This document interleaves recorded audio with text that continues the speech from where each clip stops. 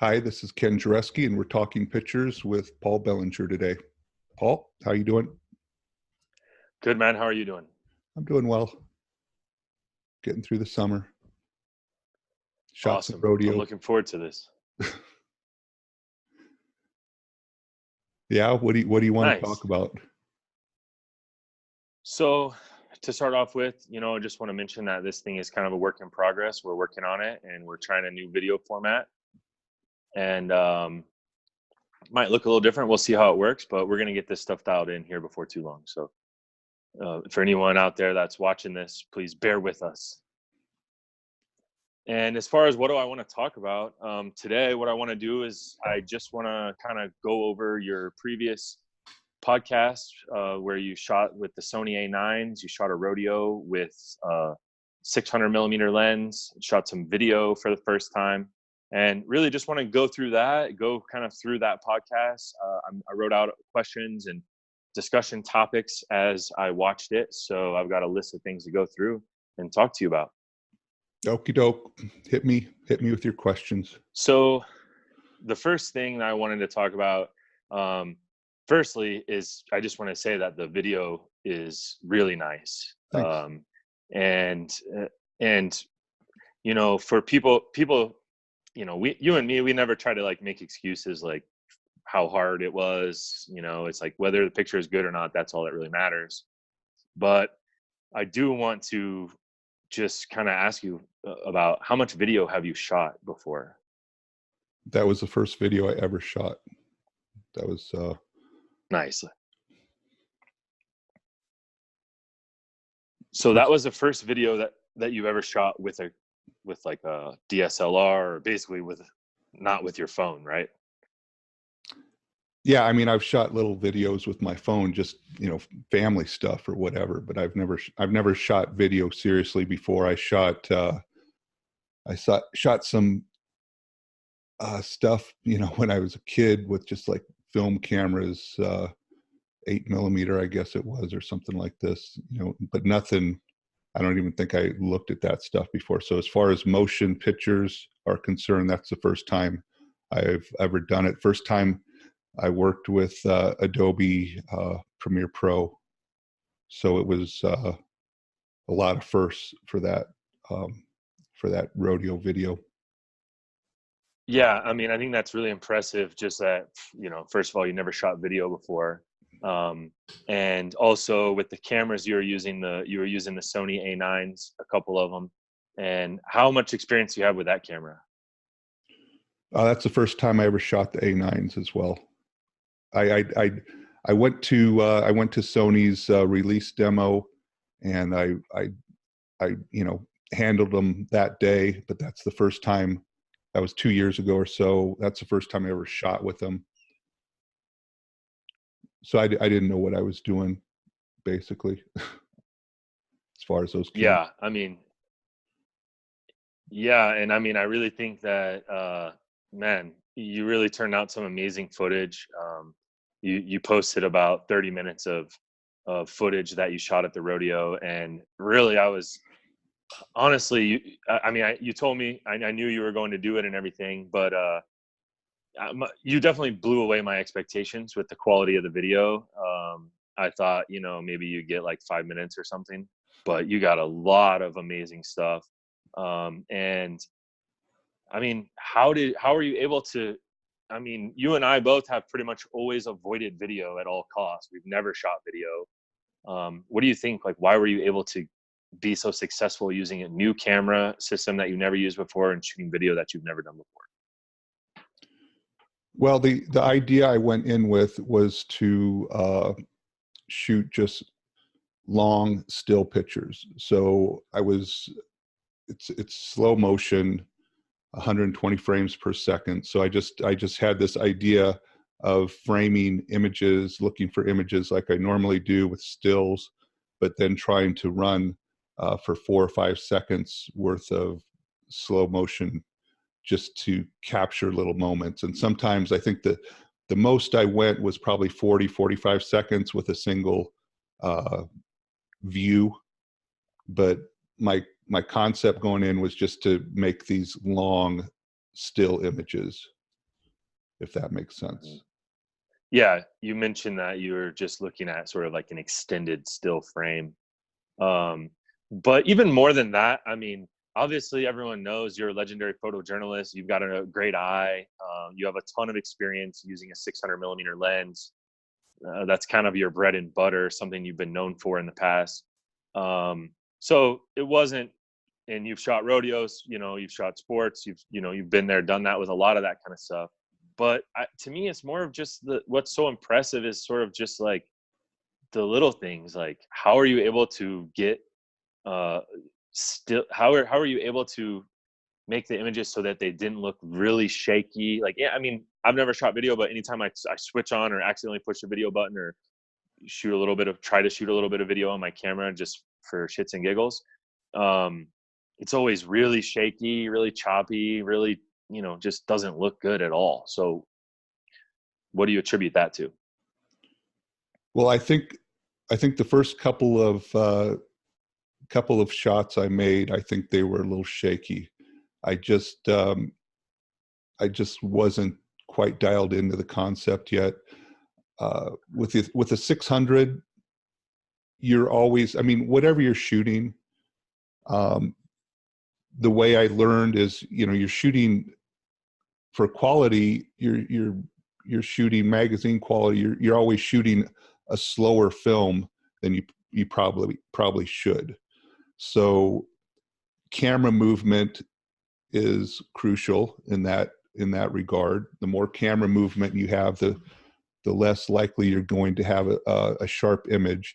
And then with the 600, just the whole rule of uh, the movement thing, the greater, the longer the lens, the more movement is magnified. So when you're shooting with a 600, you're not jerking it around. You're not going fast into situations. You're kind of very deliberate with the lens. That's how I've always shot it anyways. So once I kind of locked into the concept of shooting this video, um, then I just and I just used a monopod, and so I just concentrated on making smooth movements and tracking the action, uh, kind of in the same way I would if I was shooting stills. The the stuff with the wide, I shot the wide stuff was with the 35 millimeter um, Sony's 35-114, um, and so that's the same idea. You, I've just got accustomed into, David Burnett is a good example. He's like, you just have to stop every movement when that when you're making that frame, when you're releasing the shutter. And so I just extended that concept into the 4 or 5 seconds or 12 seconds, whatever it was, of every shot I made. And so you just kind of, you know, freeze and hold it and um, concentrate on that moment that's happening in front of you, and letting it happen within that frame, and not getting too anxious as far as recomposing and that kind of stuff. You do that, you let it be, and you let the scene evolve inside that space. And if it squirts out one side or the other because you can't move fast enough, you can't pan fast enough, that's fine. It's a continuing movement. So I mean, it works for me. I don't know if that's uh, a proper cinematic effect or not. It's just, it worked. It works for me. Yeah, it doesn't really matter. I mean, we're still photographers. So you said something there that I just want to ask you a little bit further about, because a lot of people probably won't have caught it or won't know what you're talking about when you said you're always using slower film than you should. Um, and this is this magazine concept that you talked about before a little bit. Kind of go into that for me. So when, before digital, you're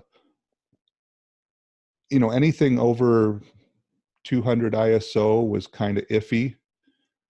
Before Kodachrome 200 came out, you were still kind of, you could push that a stop and a third, so you could be at 500 ISO. And that was kind of your top magazine quality film speed. If you're shooting, a night football game at the Orange Bowl, say, that was a dark pit. And so that was a situation where you might have to use Ektachrome pushed, or maybe even negative film, but the quality would never, it was just a unique situation where you knew the quality wouldn't be there. But as far as getting the best quality for your magazine, it was always the lower the ISO, the lowest you could get away with would give you the best quality. So you just got in the habit of learning to shoot with Kodachrome 64 or Fujichrome 100 or whatever it was. You just didn't have the option of going up to 1600 ISO or 3200. It just wasn't there. Once you got out of the newspaper world where you were printing on newsprint and you're shooting black and white film, you could still, shoot Tri-X and push it a couple stops, and the quality would still be good enough for your newspaper. It wouldn't, unless it was an extraordinary situation, it wouldn't normally be good enough quality for a magazine because of the newsprint, the quality of the print itself, the paper and the screen size and all that, 4-color. Yeah, exactly. Yeah, we talked about that, I think, in previous podcasts. So if listeners want to get more detail on that, the difference between a magazine photographer and a newspaper photographer, and why it was that, you as a magazine photographer were really there to do something different and really try to push the quality of the images using, like you said, a lower ISO film so that the images would reproduce in a magazine in color, large like full page double truck images, things like this. And so that's where you basically learn the skill of shooting with slow shutter speeds, because you were shooting at ISO, in digital equivalents, you're shooting with ISO 50 or 100, whereas someone else is in there shooting with something like ISO 1600 or 3200. They can have a faster shutter speed. I grew up entirely in digital. I've always been shooting, able to use ISO 1600 or ISO 3200, and you can just increase your shutter speed. So I've never really learned the skill of how to hold the camera like very, very still. And I know that when we first met and started shooting together and stuff, that was one of the first things that really stuck out and really impressed me about you, was that you were always shooting with like these super slow shutter speeds and getting perfectly sharp images. And so I was always kind of under the impression that in order to get a sharp image, you're going to have to shoot at least like 200th of a second or faster, depending on your lens and your subject distance and all of that kind of stuff. But so looking at the video that you shot, it looks like those skills, shooting slow shutter speeds, shooting with slow film, meaning low ISO film, really translated well for you over into shooting video. Well, it's just it's basics. It's how to hold the camera. It's really frustrating, just for me personally, to see people when they're not holding their camera right, when they're not supporting it properly. And I was taught, I didn't know how to hold a camera when I was 16 or whatever. And I was taught by a newspaper photographer just one of the first things, we're sitting on courtside at a basketball game, and he taught me how to hold my camera. It's very basic stuff, but it's something that once you incorporate that at the start of your photographic life, it's something that it just becomes a habit. It stays with you and it translates, and it's so basic. It's like tying your shoes in the morning. It's just how you operate. Um, and you see, like, everywhere on YouTube, you see people showing you how to shoot pictures, and very few of them hold their cameras properly, and they might be able to get away with that, and they're shooting um, at a high ISO, relatively high ISO for my way of thinking, and they're always shooting at a higher shutter speed than than I would have had access to in the film days, and so they can get away with that. And then it eventually it catches up. Eventually it gets, they get down to about 60th of a second, and they can't go lower than that, even with the image stabilizing systems and the lenses or the camera bodies. It doesn't, because the foundation isn't there. The foundation of just the literal foundation of how to hold your camera isn't there, or the knowledge how to, and I'm just, it's just frustrating for me to see. I don't care if people hold their camera the right way or not. Yeah. It's just something that is pretty basic that you should know how to do.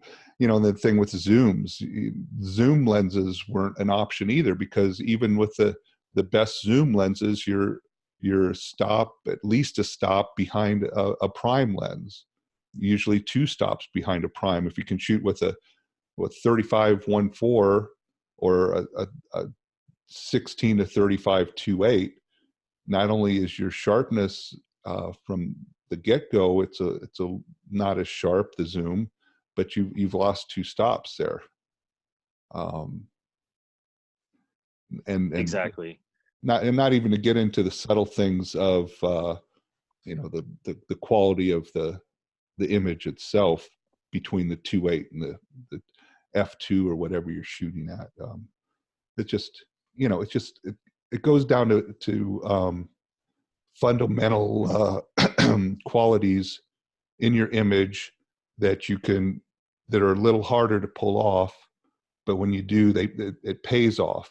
Now, maybe you won't notice it on Instagram, or you won't notice it on really even online. You won't see that until you go to print.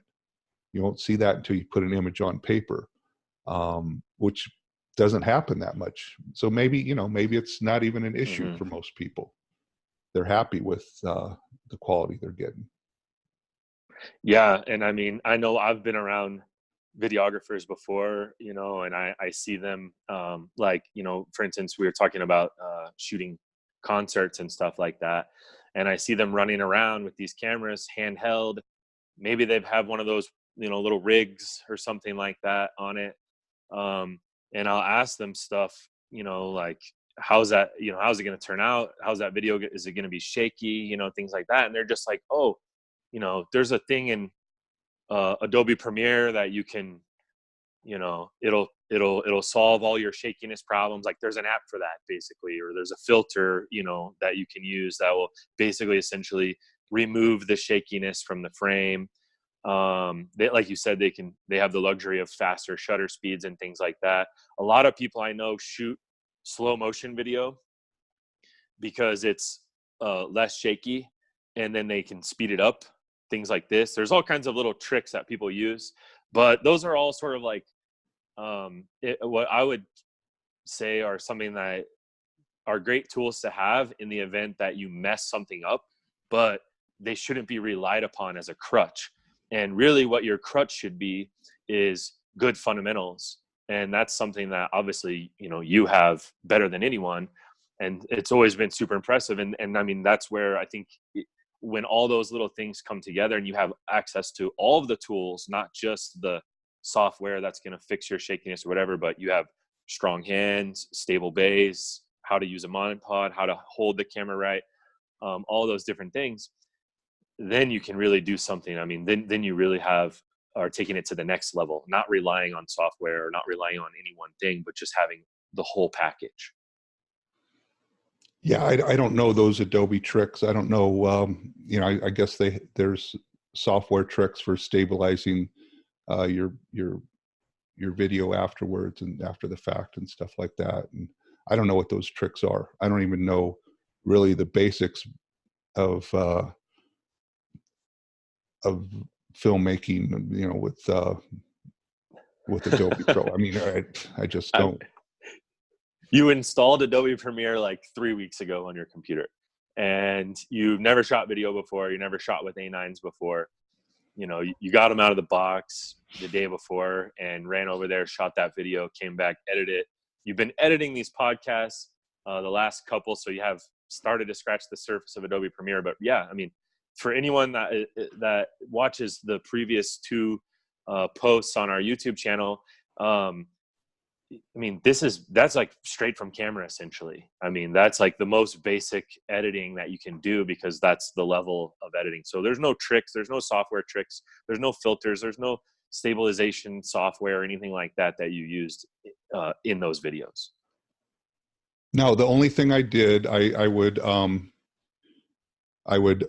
just change I shot it at whatever 120 frames per second, and so I would up or I would up the amount or lessen the amount of percentage of that frame rate. So, you know, when you get into the slow motion, some of it's at like 25%, some of it's at 50%, and I just did that according to how it looked good. And then I toned each clip separately.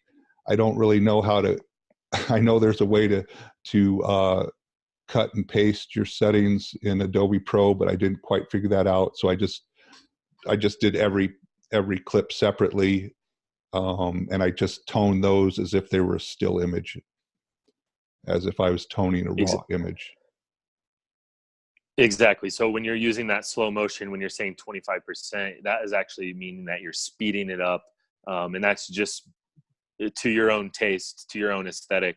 Some of the video clips and stuff you thought looked better faster, or you know, the super slow motion wasn't necessary. So that's why you did that, right? Well, yeah, 25% would be really the frame rate I was shooting. So that was 25% on those clips is actually how I was shooting the slow motion. 50% would be, you know, whatever, 60 frames per second. That would be sped up. So no, it's still like slow motion, but it's like half the slow motion possible. Yes, it's fast. It would be faster than the 25%. Is that right? Yeah, faster. 100% would look normal, even though it was shot at 120 frames. Gotcha. Okay, yeah. See, I don't even know the video jargon either. And just for the record, you saying Adobe Pro, but you using Adobe Premiere with the Pro, Creative Cloud Premiere, and all whatever. That. Yeah, CC, whatever. Yeah. Gotcha. Okay, cool. Anything else you want to mention about that sort of? You already discussed in the previous, you know, two posts back on the YouTube channel, how to hold the camera. You showed a demonstration with the monopod, where to put your straps and all that. So we don't need to really go into that. Any other things that you're thinking about, just in terms of, you know, like the ability to actually get those video clips? The thing I would stress again is just the safety aspect. You got to be safe. Shooting sports. I mean, I had a friend who, you know, his life was changed by getting hit by a pitch in high school baseball, and it wasn't Wow. It wasn't during a game. It was like outside of the diamond. Some kid was just warming up, and so it was, you know, completely unexpected. The ball hit him in the head, and you know, changed his whole life. Almost killed him. Shooting sports, you know, if you're on the baseball, obviously you got, you know, balls or bats flying around. You got players on the sidelines coming off the field on a football game, you know, getting hit out of bounds, whatever it is. It's and rodeo is, you know, it's got to be danger wise. It's got to be one of the top ones for not just participants, but people on the outside looking in. So, you know, safety first. You gotta be careful with sports. Yeah, along those lines, I mean, just a quick little tip here. You walked me around Memorial Stadium for the first football game I ever photographed. And, you pointed out all the areas where I could go and stand, where I couldn't stand, and what to do. And the number one thing that you mentioned was that you can never sit on your ass, ever. You always have to be on your feet, even if you're kneeling or something like that. And the reason, like you said, is because, you got to be able to move. Yeah, you can get up. You can get up quicker and move if you're on your knees or if you're on one knee. And so even when you're shooting, trying to get a lower angle, uh, there's times in stadiums where you have a safe spot where you can, sit down, or even, sometimes you see guys laying on their bellies on extra points or something, trying to, get really unique angles. Mm-hmm. In the end zone, if it's a big enough end zone, you can kind of get away with that. It's Sitting just, with your back against to the pads. yeah, if it's deep enough, you just, it's an iffy proposition. In the end zone, if you're deep enough, you can sit on your butt, with your back against the wall and hope for the best. Hopefully, some stadiums are so tight you don't want to do that. You see it in, you're 3 yards off the back of the end zone, and players are running into the wall themselves. So you got to be careful. On the sidelines themselves, you never sit on your butt. It's just a bad idea. Yeah. And it's not just for your own safety, it's for the safety of the players as well. You need to be able to get out of their way so they don't get injured. I know there was an incident on the Ohio State sideline. What was that? What was that about? I think you told me about that. The last incident, the one that got national attention, was in Oklahoma, and it was the same. So one, you don't sit on your butt. Two, you keep all your gear on your shoulders or on your neck. So then when you move, your gear moves with you.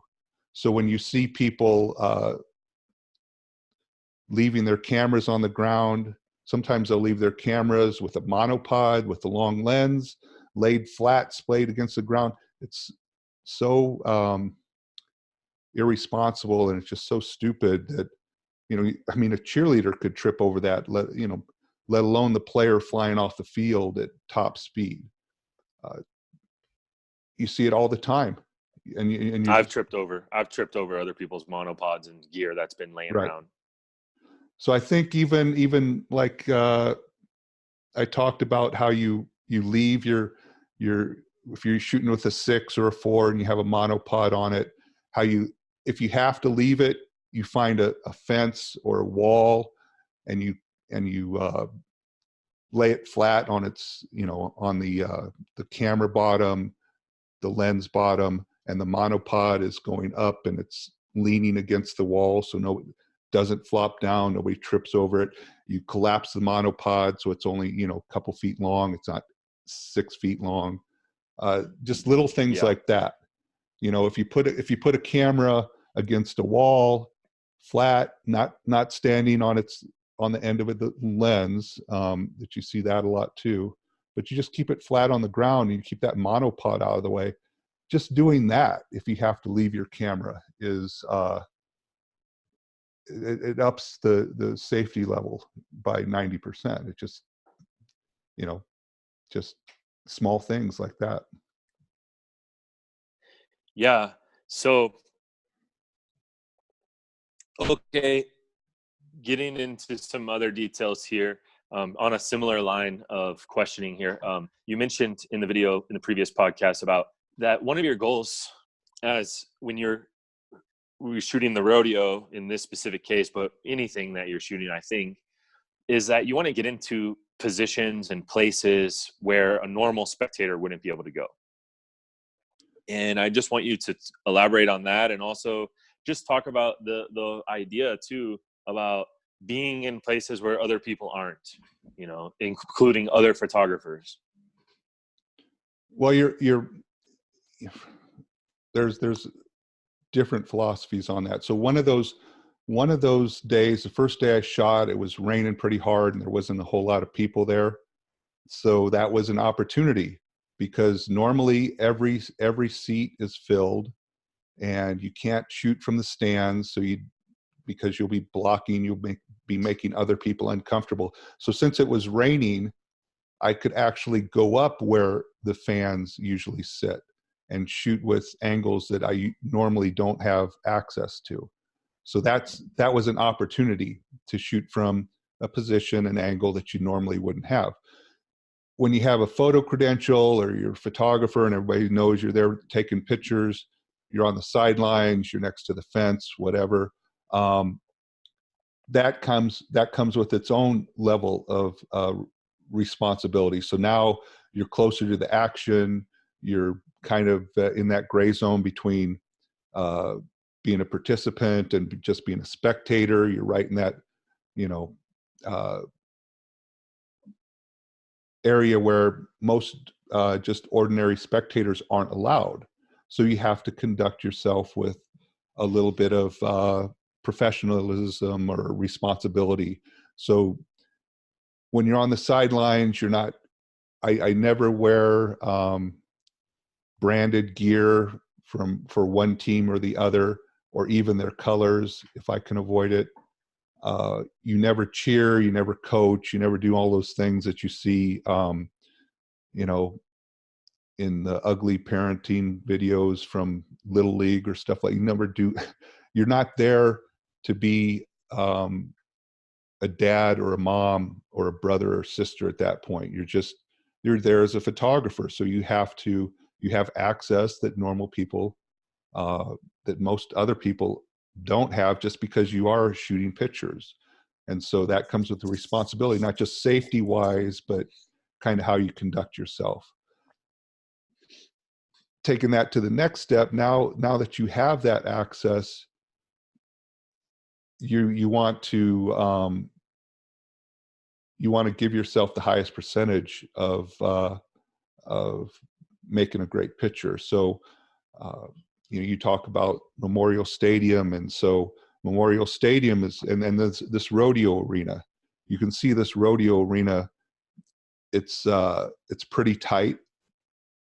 There's not a whole lot of great backgrounds to use. So your backgrounds, if you're not careful, will just overwhelm your image. Whatever's happening in your picture will be overwhelmed by the background. Memorial Stadium's that way. There's a lot of kind of harsh concrete backgrounds that catch the light. And so they kind of pop up in your background. You got a couple of video boards now. And so when you're working as a photographer and you have that access now, then you start thinking about the little things like your background.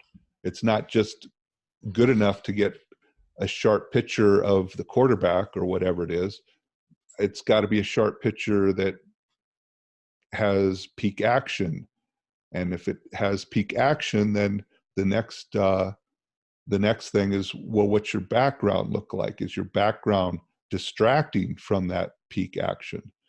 And so those are the things you're thinking about when, and if you're on the road, Memorial Stadium's been sold out since before I was born.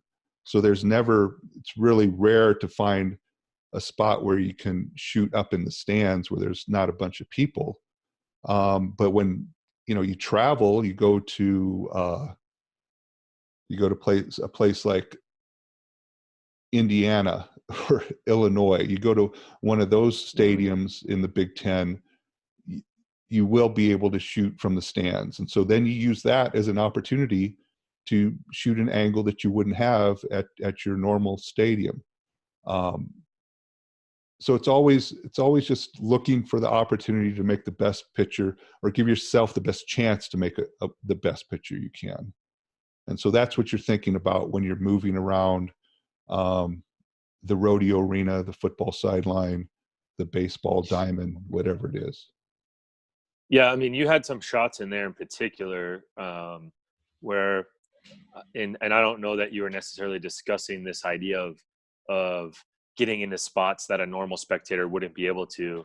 But there were some shots in there where you were like right, very close to the bull, very close to where the bulls come out of, or the horses come out of, whatever, that gate. There was a bunch of footage from being right behind the gate. And I mean, there was multiple times when I was watching that video when I thought, man, you're damn close to these bulls, and I couldn't for a second, I didn't realize how much distance was between. It looked like the bull's coming right at you, and then you see the gate like come swing through the frame or whatever, and you're like, okay, he is behind the fence still. He's not. I mean, a lot of that footage started to look, especially with the 35. I mean, it started to look like you were in the arena. Yeah, so there's a couple different aspects of that. So to be in a PRCA, one of their official photographers, you have to sign their terms of use, which basically it signs over all your rights. So if you want to be in the arena, I've been in the arena in the past, but now if you want to be in the arena, you have to be an official PRCA photographer, and you have to sign basically sign the rights of your images over. So I'm not going to do that, but so I'm happy to shoot from. I'm happy to be there. I'm happy to shoot not inside the arena. The other aspect of that is that there's it's not always an advantage to be inside. You got a lot more latitude as far as your angles. When you're shooting through a fence, you're limited to like 3 levels. It's very, it's limited. So being inside, you have those advantages, but the trade-off isn't worth it for me as far as and then as far as getting close to the action and having it look like you're in there, and well, that comes down to the same old thing that you're always doing as a photographer, which is pattern recognition. So you're looking at what happens. Every animal is known to the cowboys. Every bronc, every bull, they know the habits and the what that animal is going to do. They share that information with each other. That's so they're recognizing patterns. The quarterback, the coach, the baseball player, the manager, the pitcher, everybody's recognizing patterns in the sport they're playing. So why wouldn't you as a photographer recognize those same patterns? So if you can be in a corner where the gate is, or you can be in a corner where they're getting ready to bulldog or rope or whatever, and you're not in the way, and you aren't endangering anybody else or yourself, then you recognize that pattern, that you can work your way into that. And there's a good opportunity there, because what you saw happen before, three bulls before, is probably going to happen again. So there's a shot in that video where there's like a lariat on the side of the panel of the arena, and it makes a circle with the parallel lines. And so that was a framing device, and I knew sooner or later a bull would come that way. So when you're shooting with a 6 and a 35, you got a couple, maybe an extra second there than if you're shooting with like a 600 and an 85. Shooting with a 600 and an 85, you got less time to change between cameras. Shooting with a 600 and a 35, you got like an extra second. So that extra second, not only can you change cameras, but then you can frame and get into position for what you think is going to happen. So it's not only being safe and protecting the rights to your work, which is why you don't go inside the arena. But it's also about recognizing patterns that and taking advantage of that. It's all about just putting yourself in the best position to possibly make a picture. Yeah, I think that's great. Some of that footage, I mean, I was like worried for you and watching some of that. I'm like, Ken's gonna get trampled. So let's get into a little bit of gear talk. We don't really talk about gear very often. I can't really. I mean, you and I, we never talk about gear. I mean, this podcast is supposed to be kind of gear oriented, and I don't know how far we are into this 30 minutes. We basically haven't talked about it almost at all. So first of all, you mentioned, and you already reviewed everything on the previous podcast, so I don't want to like go through all of that detail again. But in particular, shooting with long lenses, what are the tricks of shooting with long lenses? You once told me last year when Sony came out with a 400 2.8, I believe. And I was like, man, I really would love to use that for a football game or something like this. And your response was you wouldn't know what to do with the 400 if you had one in your hand. And so tell me kind of, what to do if I do get one in my hands. Okay. So, I mean, I started out, my first normal lens was just because I didn't know any better and I had a limited amount of money.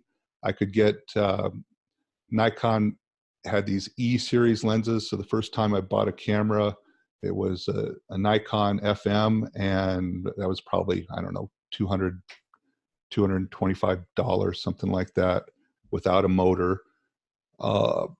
Maybe it wasn't quite that much. Maybe it was just 200. I don't know. But I know I had $300 to mess with, and I couldn't afford a kit, which came with a 50, and I thought a 50 was kind of boring. I didn't know. But they had this E-series lens, which was a kind of a cheap Nikon series lens, amateur lens, and it was 100 millimeter 2.8. So I just bought that as my first lens to go with my first real camera. And so starting out, I was trying to figure out how to shoot, something for the high school yearbook with a group photo with 7 or 8 people in it with a 100 millimeter lens instead of a 50 or a 35 or whatever most people were shooting it. So I was always shooting a little longer than I should have. And then I got eventually I got a Nikon 300 4.5, and I was still shooting with the FM at that point, but I had a motor at that point. That's when I started shooting sports, and that was kind of a hard lens to use. It was pretty good lens, but it's kind of hard. It wasn't internal focus, so you're moving that whole piece of glass back and forth when you're focusing action, and it wasn't quite where I needed to be. 300 4.5. Most people were using a 300 2.8 at that point, if they could afford one. Canon had a 400 4.5, which was internal focus, which was just the difference between night and day. So where do you go from there? Where do you shoot with a 300? Do you drop a lot of money on a 300 2.8 where everybody else has a 300 2.8? The 400 2.8 was still about a year away, and so I went with the 600 4, just to be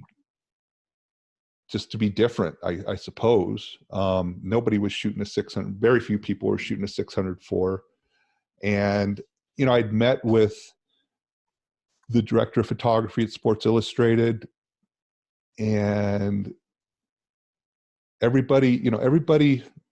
So talking about Nebraska football, and that was like the big deal, and in Nebraska when you're growing up, and that's where all the photographers would show up on a Saturday across the whole state. So that's when you'd see everybody, and everybody, be talking trash and bragging and doing whatever they do and showing off their gear and showing off the pictures they made. And that was, you know, it was the one photographic happening in the entire state for the photojournalists or news photographers.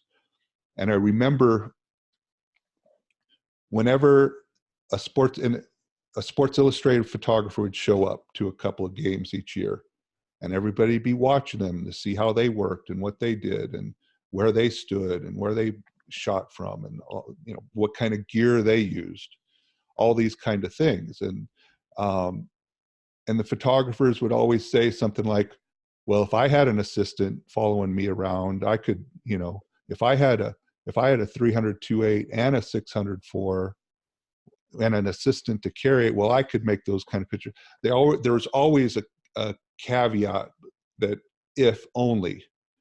And so about that same time, and this is early on, I mean, I was really young and I had a black and white portfolio, right? And I went to New York, and I met with Barbara Henkel, was the director of photography at Sports Illustrated at the time. And I mean, you know, she's got like a teenager from Nebraska, so I got into her office. I mean, I made friends with her secretary over the phone, is what I did. So by the time I asked for an in-person meeting, Gloria, the secretary, was like, "Okay, I'll get you in, Ken. Just show up." And so I showed up there with a black and white printed portfolio, and it was kind of the Missouri School of Photojournalism thing where everything's mounted on these big, heavy blackboards. And so you go in with this case that weighs like 50, no, it didn't weigh 50, it weighed like 30 pounds, and it had maybe 30 images in it. And they're all mounted on these heavy blackboards, and they're all black and white prints. And, you know, Barbara told me the whole philosophy about filling your frame, shooting with, not shooting in the AP or the newspaper style where you just get something sharp in your frame and then you blow it up in the dark room so it'll be big in the newspaper. That's not an option when you're shooting color for a magazine. So she turned me on to that whole concept. But what she really said, and I don't, and we talked for a long time. I probably spent an hour in her office that first time, and she just answered all of my questions and gave me such good advice. But one of the things, I don't know if she actually pointed it out. I think she said something like, well, she's looking at my portfolio and she said, you know, one, you got to shoot color. It's kind of obvious. Your Sports Illustrated's a color magazine. You got to shoot color. You got to show the editor color if you want to work for them. But the other thing she stressed is she doesn't want to know what kind of pictures you could make if only. She wants to see the kind of pictures you're capable of making now, because nobody goes, you know, nobody gets to the Heinz Klutemeyer level of having an assistant and having every lens you need and every body you need. Nobody just pops up there fully formed. You have to make those pictures that are as good or better than whatever Heinz is making before you have that gear, before you have that assistant, before you have 100 rolls of film you can burn at a football game. You have to make those pictures before you get assigned to make those types of pictures.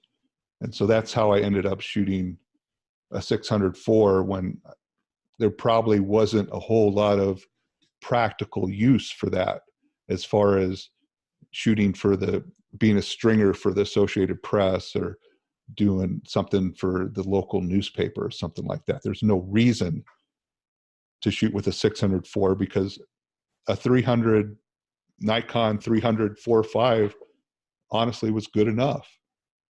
So to go up to that, to jump 2 or 3 levels to start making the pictures that you wanted to get hired and assigned to make by somebody like Sports Illustrated or Time Magazine, you had to do that before. And you couldn't make excuses like, you know, practically every other photographer on those sidelines would make.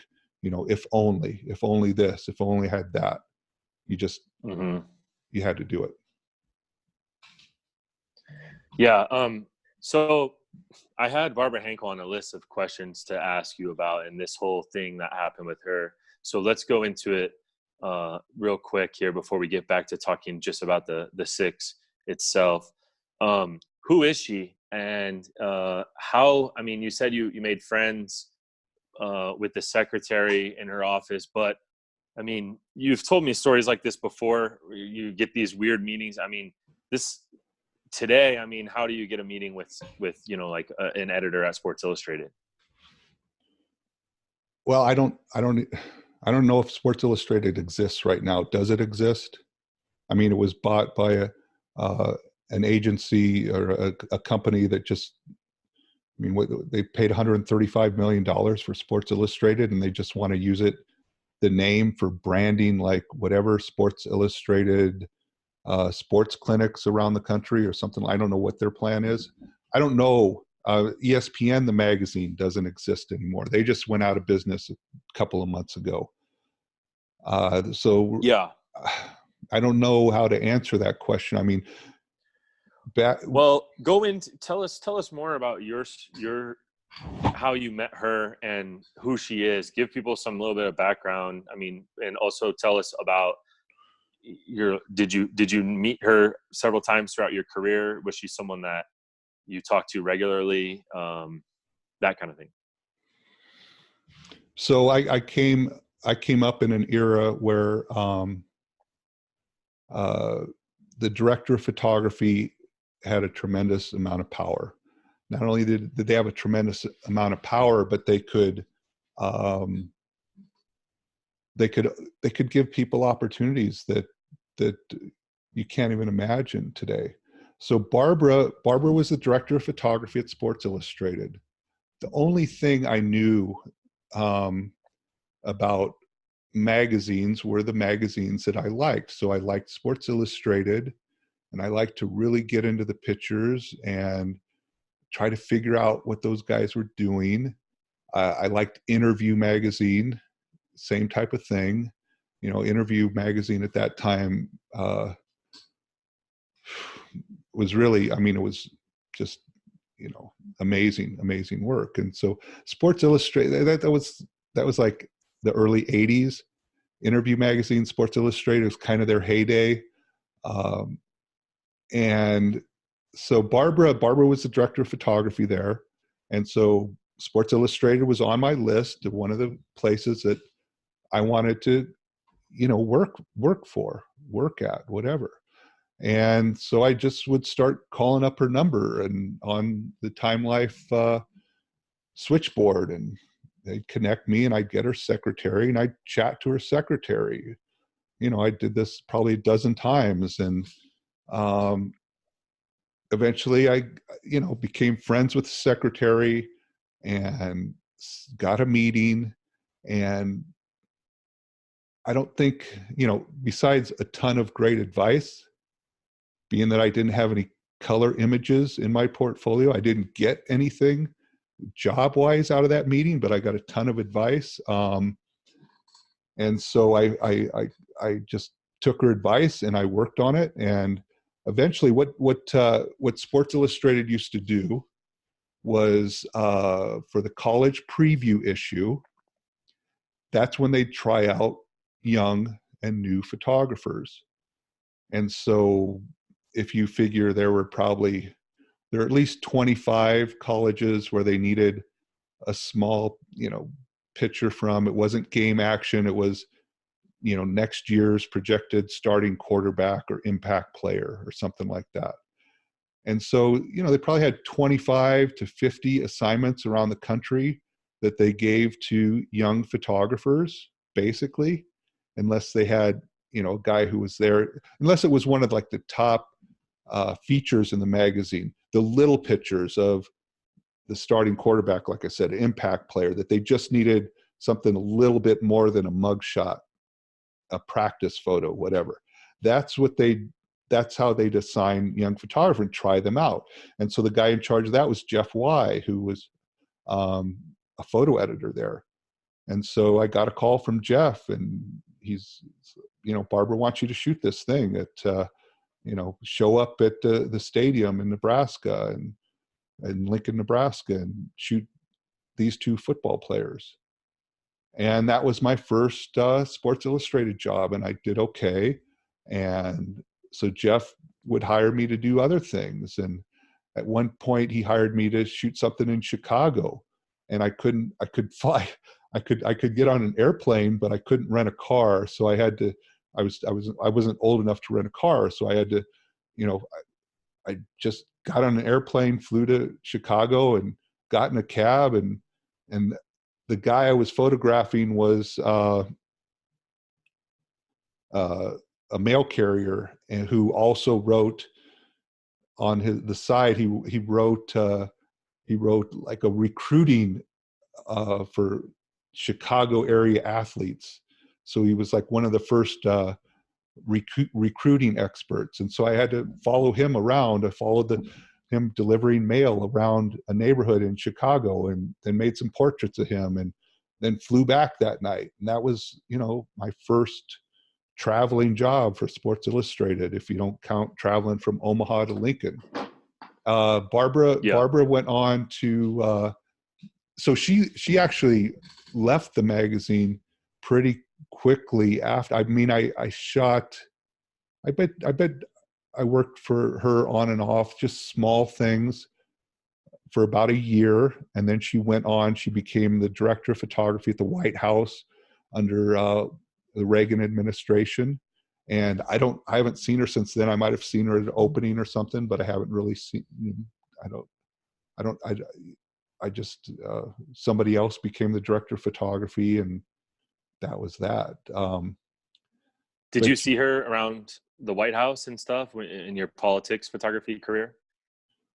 No, I didn't, because I didn't even know she was there. I was so clueless as far as how the White House worked, or who was in what office, or what was behind this door, or anything like that. I didn't know she even worked there at that time. I didn't know where she went after she left Sports Illustrated.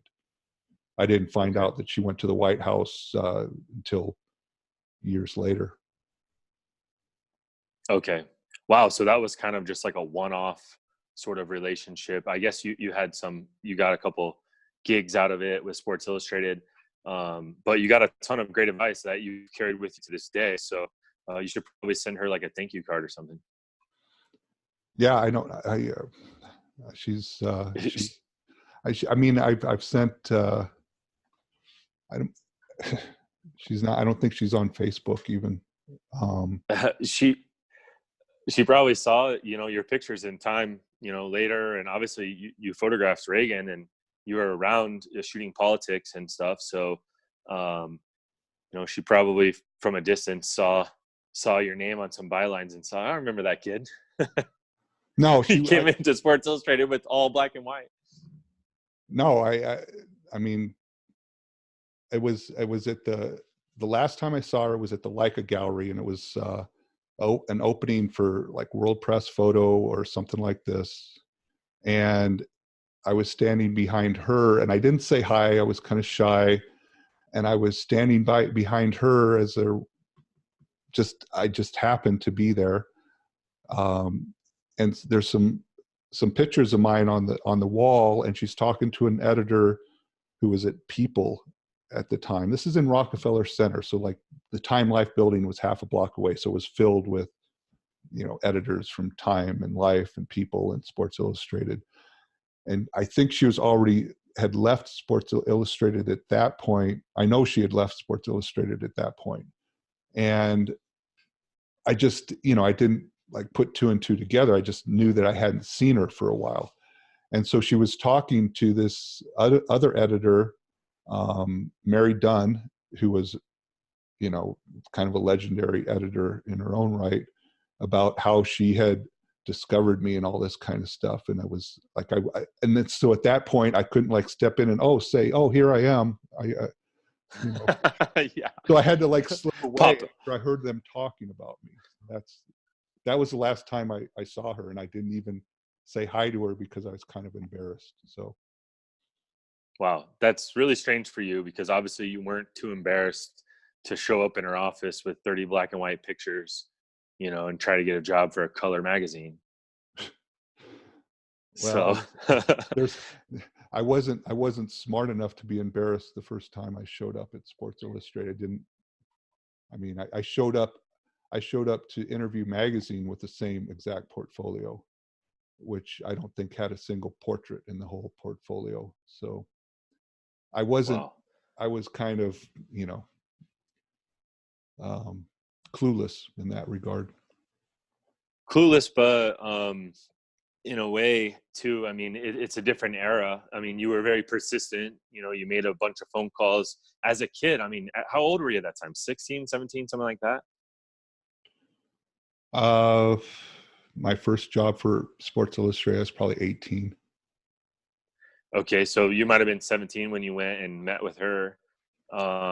And My I mean, first trip to just as New a York, kid I from was 16, Nebraska, but I don't think I met her you were on how my old? first trip. My first trip to New York, I was 16. So, I mean, you're a kid from Nebraska, you're into photography, you're looking at the magazines you like, and you're smart enough to look through and find out who the editor, who the creative director, photo editor, all of that kind of stuff, and actually make the trip out to New York, show up on their doorstep, knock on the door, and you happen to get a meeting, and one thing led to another. You got great advice that you're still talking about to this day, however many years later, and you got some gigs out of it. So I think just having that sort of persistence and boldness to not be ashamed of what you don't know and just show up and try. I think that really, I mean, that's kind of the story of your career in a lot of ways, um, which is why I'm surprised that you didn't talk to her later because, I mean, you've never been a shy person. But yeah, I mean, I don't, I think today, I don't know. I think a lot of people think that if they just post enough pictures on Instagram or get enough likes, that some editor or some magazine is going to contact them and say, hey, you're amazing, we really want to hire you. And I don't think that even back then it didn't work like that. Even today, I don't think it works like that you need to be more persistent, try to get out there and make contacts, and actually meet people in person. Like, go to New York. How are you going to get a job from Sports Illustrated if you're in Nebraska? All the people that make the decisions are in New York. So I think that's a pretty important lesson that younger photographers today, I mean, need to take the leap and go to New York. Well, I don't know, because I think it's a different world today. I think, honestly, um, I think photo editors, people that have a little bit of power, I don't think they're in the career making game anymore. I don't think they're in the nurturing game anymore. I don't think uh, Mm-hmm. that they really teach and bring photographers up into, because it's kind of I mean, just to put it bluntly, it's kind of a con job, because the editors today, the first thing they have to do is find a warm body that has a camera who's in the right area for them, because they don't have the budget to fly somebody to travel to a location. And then once they find that person, they have to get them to sign a contract that is just terrible for the photographer's work and their rights. So they're kind of opposite. It's the opposite situation from the Barbara Hinkle situation, where she could. I mean, I my first day rate for Sports Illustrated in whatever that was, 1982, was $325, which was exactly the same amount that a Nikon F3 would cost at that time without a motor. So that was a big deal. Getting a Mm-hmm. check for Mm-hmm. $325. I worked for I strung for the first 3 or 4 months before I got my first check. Stringing for the AP was $315, and that's, 3 or 4 months of work, which basically probably paid for the gas I burned during that time. And that's So that was a lot of money. That changed the the trajectory of my career. To have her say, okay, this guy is on our Rolodex. A Rolodex was a thing that rolled and had okay, it's like It's like a contacts. It's your contacts. Your it's your contact book. contacts, except it was on paper and it sat on people's desks. And to be on that Rolodex on a person who was approved, the person might not be approved to shoot the Super Bowl, but they are approved to shoot uh, the second or third most important game of that weekend. So like Sports Illustrated would have two games maybe, that were potential covers for the game of the week with college football or pro football. Maybe three or four were in that category, and they're just, that's where they'd send their contract photographers. They'd probably have 5 or 6 other games that were a couple tiers below that where they might need a pitcher, or they might want to, just in case an upset happened or something, where they might assign a photographer. So to be on that third tier at Sports Illustrated, that was a big deal for when you're a kid, because even if you get 2 or 3 jobs in a football season, because you're in the Midwest, right? So it might be the Iowa State game that they might want a pitcher because it's a big rivalry, or they might send you, you might drive 300 miles to a college football game, and that was a big deal. If you made $1,000 from Sports Illustrated in 2 or 3 months, when at the same time you might make a third of that shooting for anybody else, that changes careers. Well, you don't have any, there's no photo editor in that position today. They're not into changing careers. They're not into building careers. Nobody is going to take pride. You're never going to walk into a show and photo editors are going to be like, unless it's somebody that's made a transition to the next level. So now they're not just a photojournalist or an editorial photographer, but now they're collected in museums. Oh yeah. So then if that, in that situation, that photo editor might be in the position to say, oh, I discovered that person and look where they are now. Most people that they discover, which they're kind of taking advantage of them, they undiscover them about 2 years later because there's somebody else comes along, somebody else who's a little cheaper, a little more eager, or just a little more something. Photographers are kind of disposable to the photo editors who are assigning today, and there's not a whole lot of assignments happening either. The person that's on the New York Times Rolodex in Washington D.C., they might go 2 or 3 months without getting a phone call, and then when they get a phone call, they're going to be assigned to stand outside the hearing room where Mueller is inside, or in the parking lot, so to get a picture that they might need of him leaving Capitol Hill, something like that. It's very kind of disposable work for people that these photo editors don't have tremendous respect for. I mean, I'm being completely candid and honest. They don't have respect for these people because these people sign their contracts, which they know are terrible. And most of these photo editors are not 10-year veterans; they're 2-year veterans themselves. They don't have the same. If they were in position to make and break careers, they don't have the knowledge to do that, and the place that they're working for doesn't have the institutional knowledge to do that either.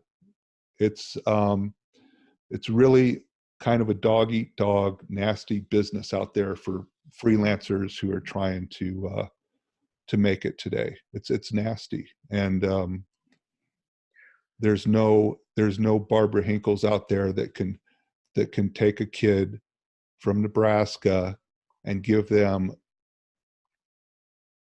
valuable advice that they'll use for the next 40 or 50 years, and give them assignments that are going to, you know, allow them to buy camera gear or pay their rent or eventually move to New York. It just doesn't exist today.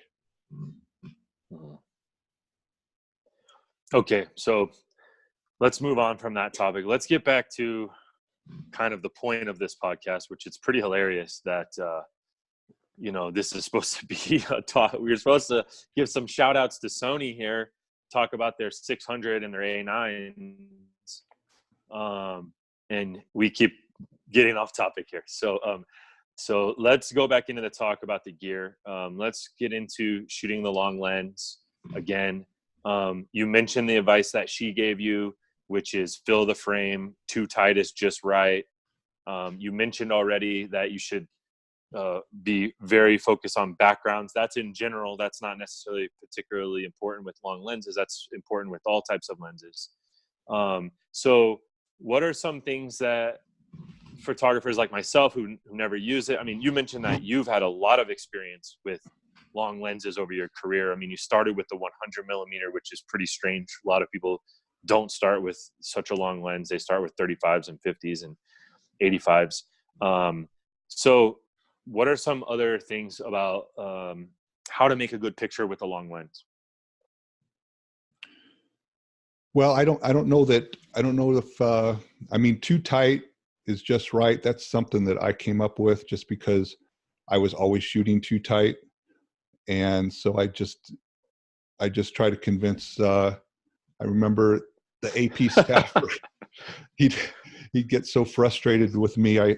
Sometimes he'd have to trim the edges of the negative to frame it. The enlarger, his traveling enlarger that he used, wouldn't show the whole negative, but since my negatives were so tight, he'd have to like trim the edge of the negative to get them to move around in the negative carrier so he could print like the important part of the frame, which was just like, you know, it was just too tight.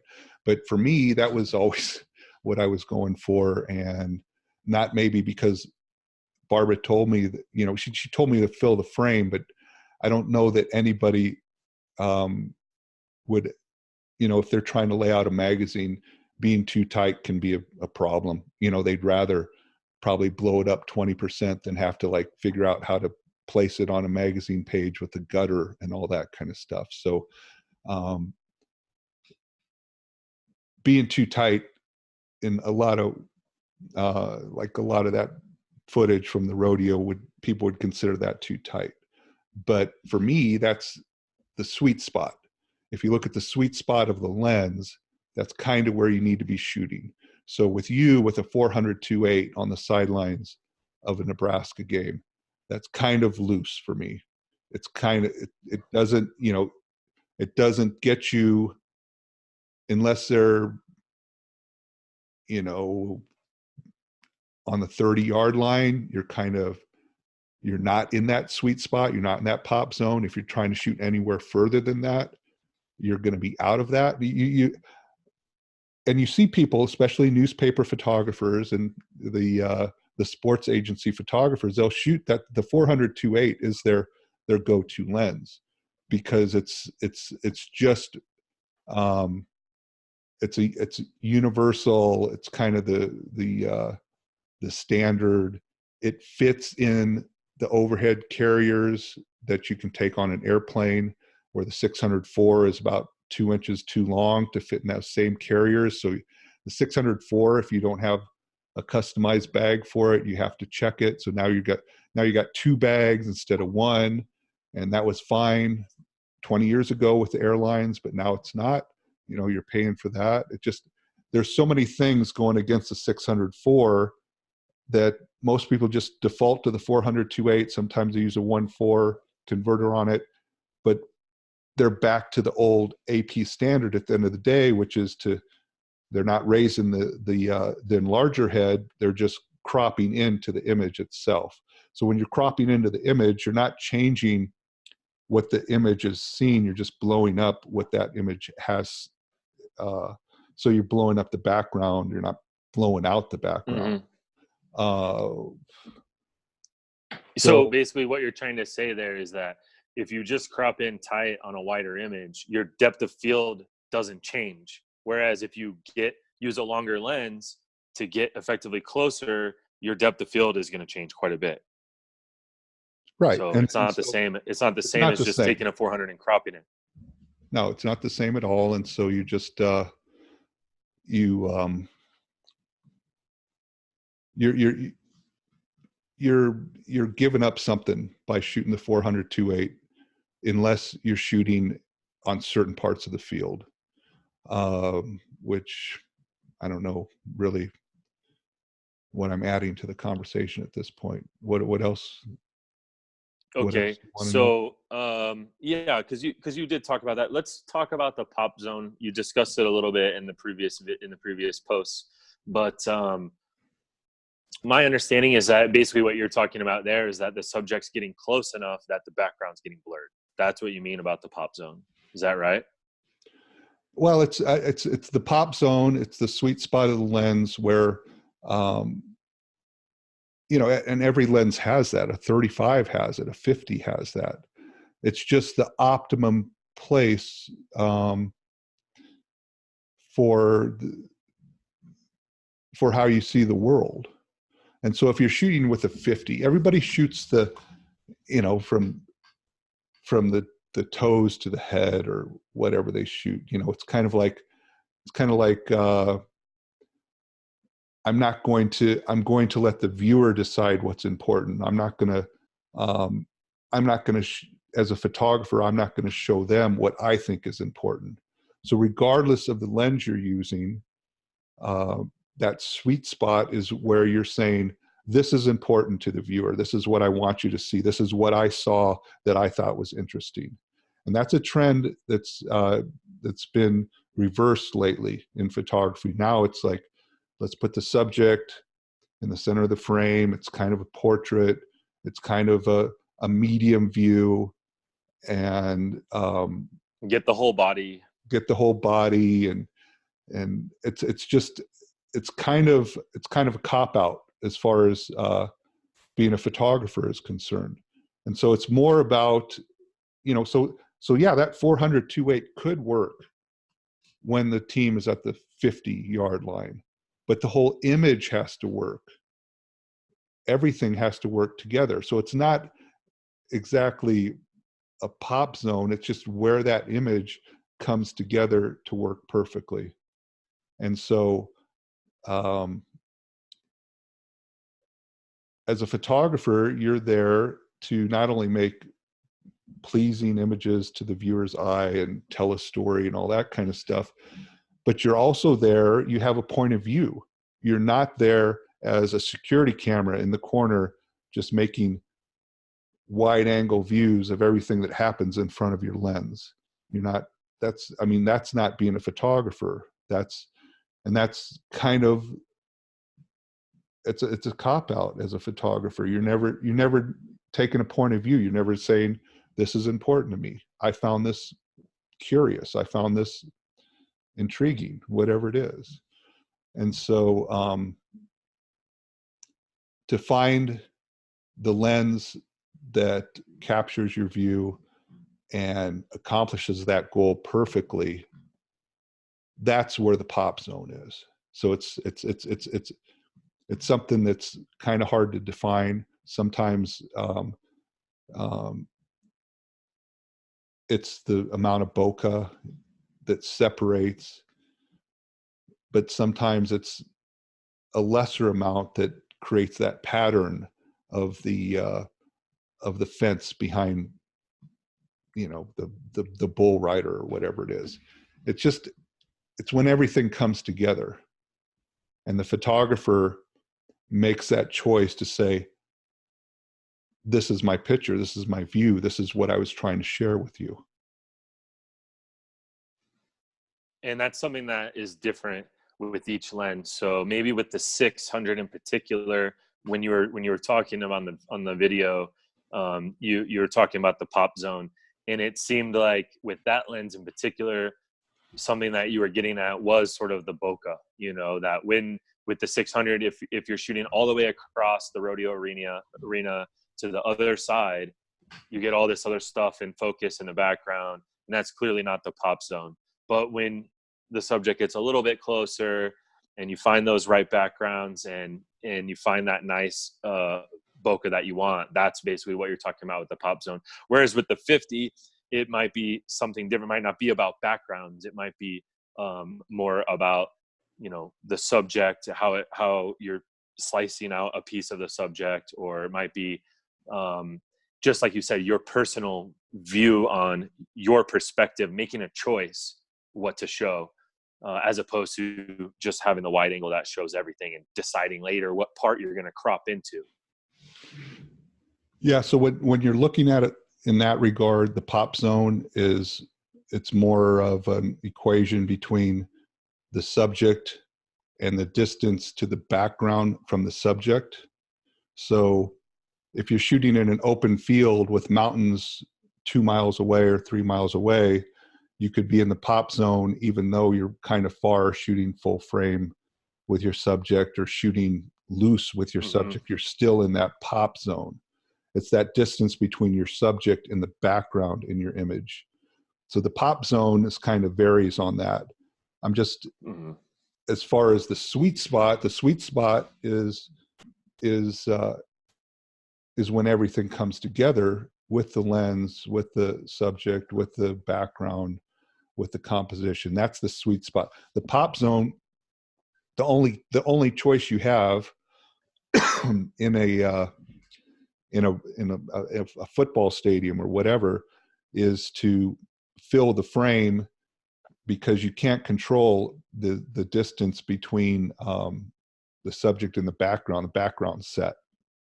So if you have a bunch of advertisements at a minor league baseball game in your background and you're shooting a play at second, you're going to need like a 400 or a 600 or whatever to make that separation. But if you're in a pro stadium with a beautiful and blue background, then you can get away with doing something a little different. Maybe you can shoot that with a 200 if the background's right. You've got a fountain back there or whatever it is. Gotcha. All right. So on a similar topic to pop zone, I want to ask you about this phrase called eye candy, and it kind of gets back to your history. You started shooting with the 100. You said earlier, just to be different, you got a 600 instead of a 400.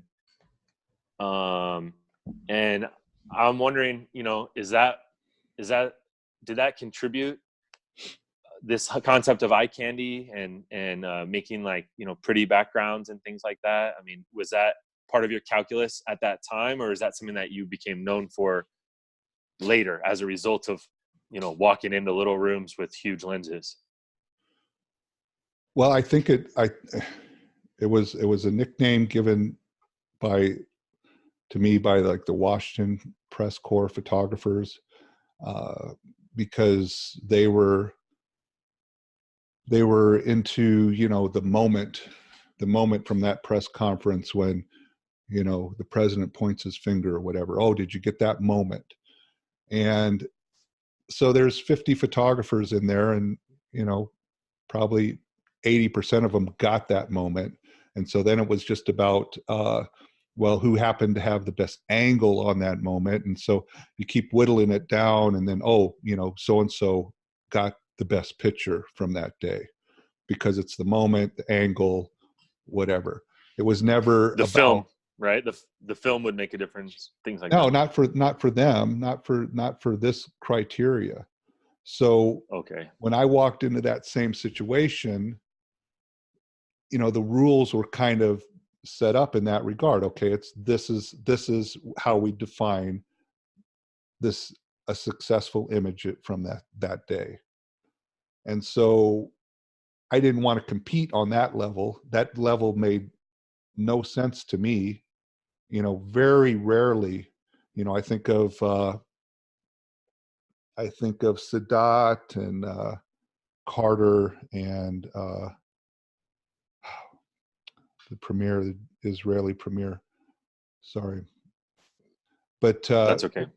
when they're in the Oval Office and they're going to sign this peace treaty between Israel and Egypt, and the papers fall off the couch they're all sitting on, and the Israeli and the Egyptian reach for the papers on the floor with Jimmy Carter.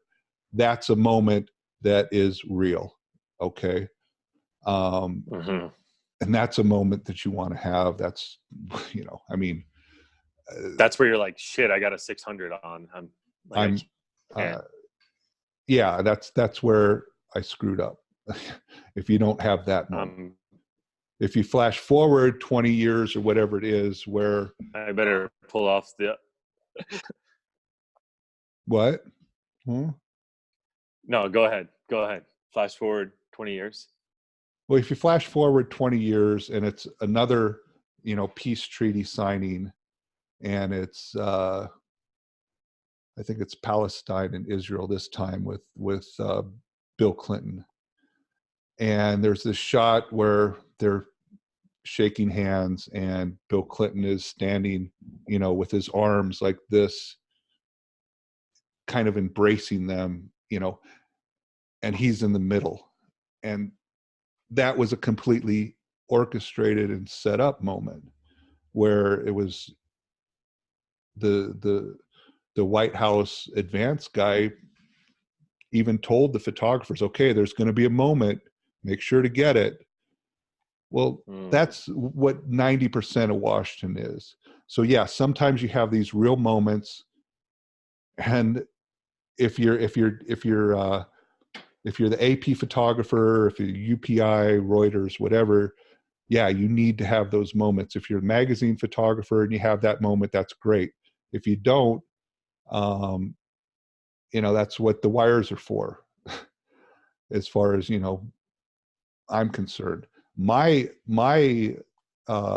tact was to make pictures, great pictures, beautiful pictures, whatever, just make pictures and don't worry about who's in the room and the moment and all that kind of stuff. So that was kind of opposite of the orthodoxy of Washington, D.C. at that time.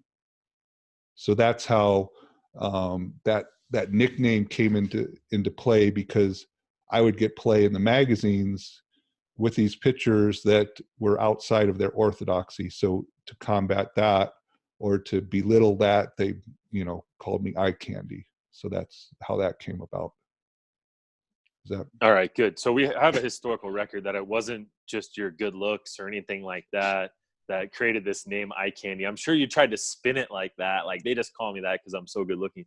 But it was really a lot because they were kind of picking on this idea that you were the only one that was using these longer lenses, and you really were going for, the shallow depth of field. I mean, you always shoot long lenses completely wide open, and you get close and you fill the frame. That's all things that lead to very shallow depth of field and sort of like pretty backgrounds.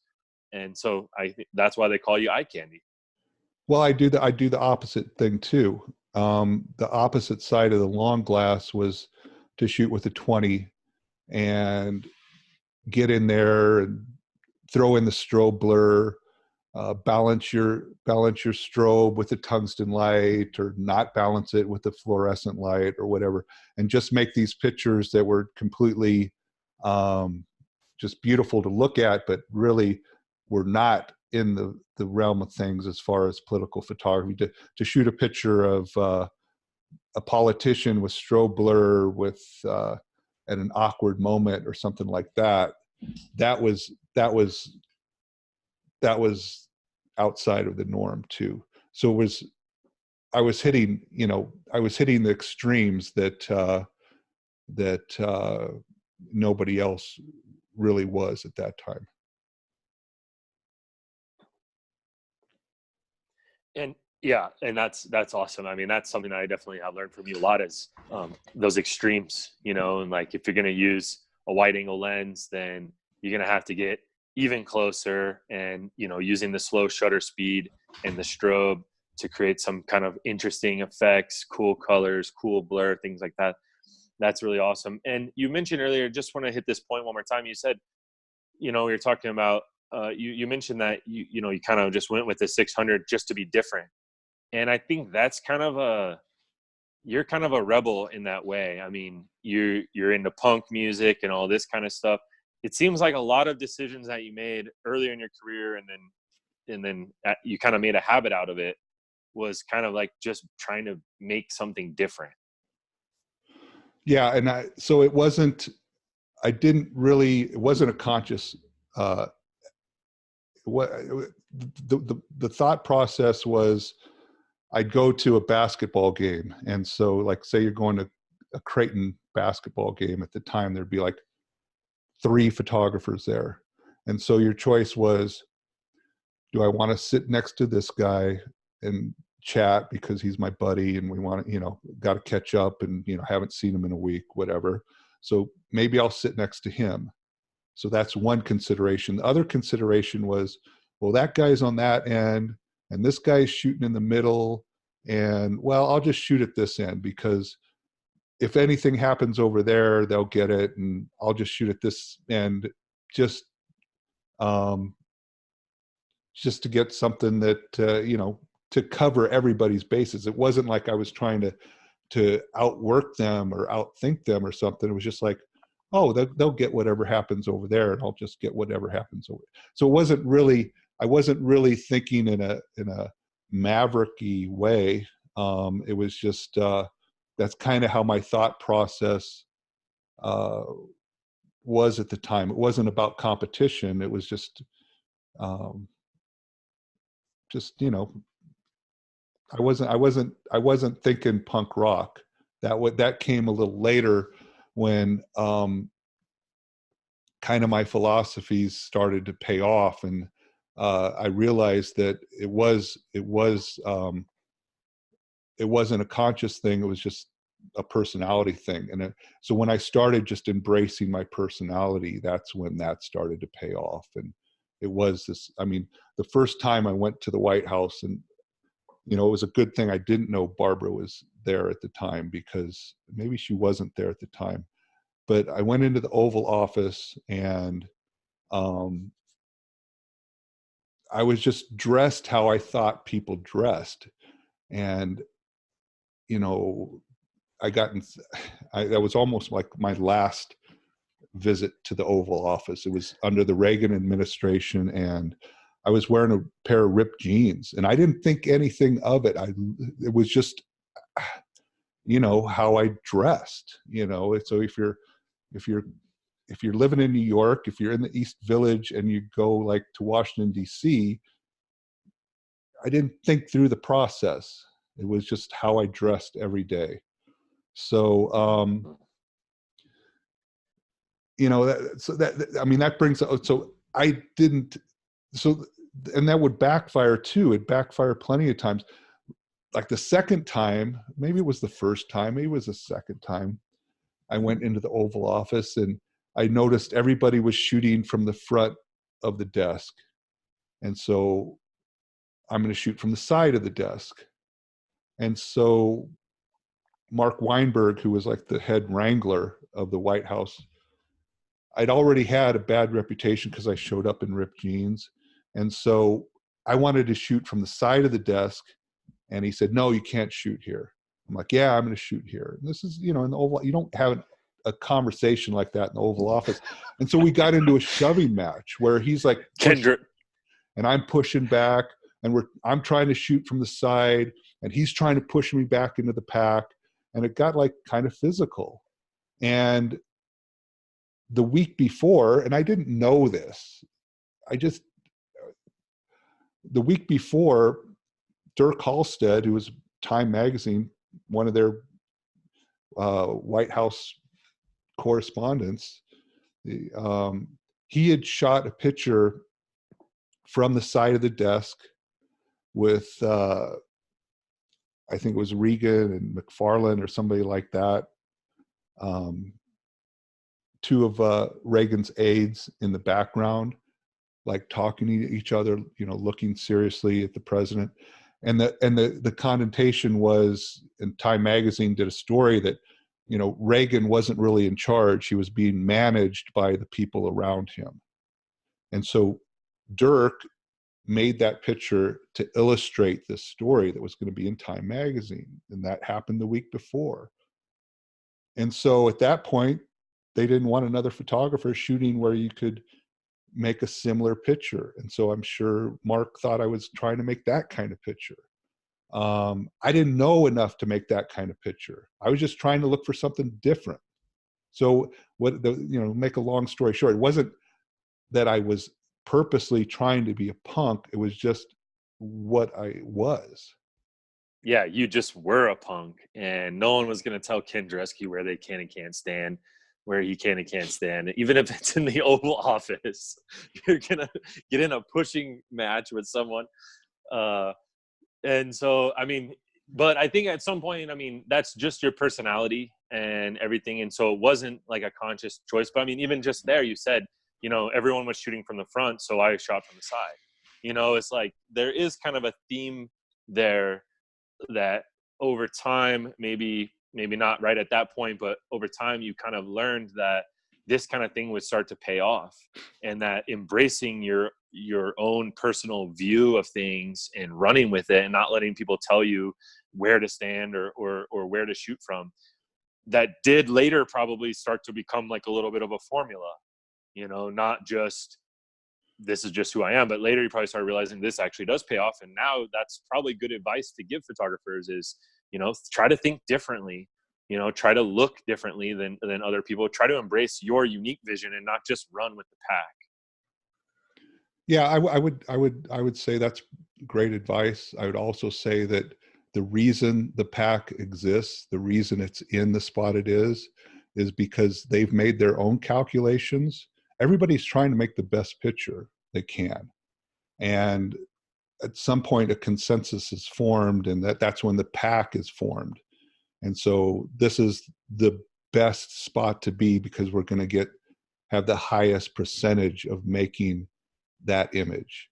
And so the pack is led by the wire services, and the wire services have to get that. They have to take the high percentage shot. And so that's kind of the catalyst for how the press pool or the pack forms. When other people, and there's plenty of other people who make that calculation now, that their best opportunity to make a picture is outside of that nucleus of that wire service pack. So yeah, it's just everybody. I would say everybody's trying to make the best image that they can, but everybody has or used to have different end needs on what made a good image or what made the best image. That's kind of when that's how I kind of started to change things. I opened up the definition of what could be a good photograph. And that's how that changed. That's how Washington, D.C. photojournalism changed. And you can see that even today. That was outside of the orthodoxy. So today, the question is, where's that best image going to be made? How do I make that best image? And is there a place for that? Is there any place outside of Yahoo News where that can be published? So now what is your end use? How can you define what that great image is when you don't have a clear-cut end use? That's kind of where we're at now. Yeah, and so when you were developing your vision and your skills, you were working as a color magazine photographer, and so you had a different end use. And with the magazines coming out later than the wires and stuff, it was important to have something different. Not just different, but good as well. But different, kind of gives you bonus points when you were working for a magazine as opposed to a wire. If you were a wire photographer, you might always want to be in the pack and always get those safer shots and not take risks and things like that. So you'd be a different photographer today if you had worked for the, Omaha World Herald your whole life, as opposed to going to New York and working for Time magazine. But so I wouldn't say it's a rule. You'll never make a good picture when you're in the pack or you're where all the other photographers are. You've told me stories before where you have made good pictures with, 20 photographers all around you and things like that. It's more, as everything in life, it depends is kind of the answer. But I think in your case, you kind of made a career off of, being different. Well, yeah, but there was, and that was a way to be successful. I don't know that, it was kind of the contact press images philosophy. We were the color agency. We were interested in making quality color news reportage. Not just, it wasn't just about recording the news situation, but interpreting it a little bit, making it a little bit more interesting, a little more colorful, things like that. Magnum had their a philosophy, like, everybody has their own philosophies. And so the difference was that there was a real way for those philosophies to mature and actually pay off back then. And I'm not sure that exists today. Mm-hmm. I think maybe if there is a hard and fast rule that comes out of this, it's not just go where the other photographers aren't or anything like that, or you can never make a good picture from the pack, but it's more of just embracing your own vision. I think even today, in today's world, that if your own personal unique view on things is still valued, and so trying to make pictures like someone else, or following the other photographers around and trying to shoot the same thing, then that's not going to be successful today, and it wasn't successful then. So I think maybe that's the kind of the general rule you could take away from that. If you're making images that remind people of other photographers, if you it's usually a bad sign. If the images you're making, somebody says, "Oh, that reminds me of something that David Burnett would shoot 20 years ago." You're probably, not that that's not a high standard to attain, but it's probably it's probably you're using somebody else's eye and not your own. Could be fool's gold, right? It's always nice to get someone say, "Hey, that looks like a David Burnett." Oh, thank you. But then at the, under that layer, one layer deeper, it's not a great compliment. That's not a, right. Yeah. Not a great compliment if you really start to dissect it. You want people to think, you want people to think, "Oh, Jarecke made an image. It looks like a Jarecke image. It looks like a Bellinger image. Not somebody else that, isn't in the room, unless you're using it as shorthand, as a photographer, you're knowledgeable, you're, going full Arbus on somebody, that's a thing, Yeah. Referencing, or a particular look works for a particular client. So you're going to reference, a famous photographer or something like that. Okay. You have anything else to add to that? Well, I think that's a good segue, because we're talking about referencing photographers. So the great Life magazine photographers. This is not a real sexy choice. It's not a real cutting edge choice for a book for this episode. But this is a book that, once again, you can probably get this real cheap on Amazon. I'll look it up later, put a link on the site. But this is a book that just study, learn it, so that you have that deep photographic vocabulary to pull from when you're out there going to make your own images. So you're not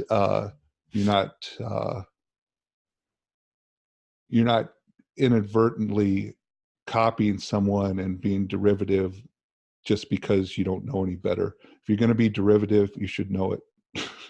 You should know it and really embrace it. So yeah, I think that's one good caveat to this whole idea of, like, be yourself, like follow your unique vision and things like that. We're not saying that you should ignore the entire history of photography. You know, I think that a lot of young photographers today I see like on Instagram and whatnot, they make kind of bad pictures and they just like embrace it as, well, that's it's my unique vision, so it's inherently good. But I think you have to have that historical knowledge in order to really know what is good and what isn't good. I mean, your vision should evolve. It shouldn't just be, you know, you picked up a camera one day and you never looked at any other pictures and you never learned or evolved from anyone else. So, I mean, I think that would be the caveat to that whole idea of just embracing your own vision. You still need to look at books and learn the masters. Yeah, it's a weird thing these days. I saw an article. I forget where I saw it, but it was really a well done article, and maybe I'll look it up and put a link there about these Instagram sites and how they just Instagram influencers, whatever you call them, they're lining up to take pictures of a certain tree that was obscure until National Geographic published a picture of it 2 years ago, and now it's a tourist site. And it's such a weird thing to me to think that there's so many photographers out there that their idea of good photography is to duplicate exactly what somebody else has already determined is a good photograph. And that's something that's worth a conversation, another time. Yeah. Get into Yeah, it today, exactly. but it's interesting. So anyways, we'll talk in a week or so. I've got a couple other things to share then, hopefully. Yeah. So thanks. All right, man. I'll talk to you soon. All right, man. Thank you very much. Thanks for watching. Really appreciate it. Bye-bye.